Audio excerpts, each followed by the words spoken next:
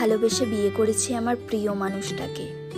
যেহেতু আমি বড়লোক বাবার একমাত্র মেয়ে ছিলাম, সবাই ভেবেছিল এটা আমার আবেগ। যে মেয়েটা এক গ্লাস জল গড়িয়ে খায় না, সে আবার একটা চালচুলোহীন ছেলের সাথে সংসার করবে, অসম্ভব।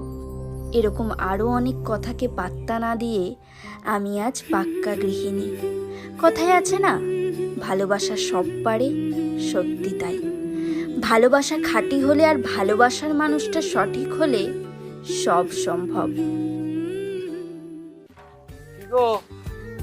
আমি বেরোচ্ছি। এই দাঁড়াও, রান্না করেছি, খাবারটা নিয়ে যাও।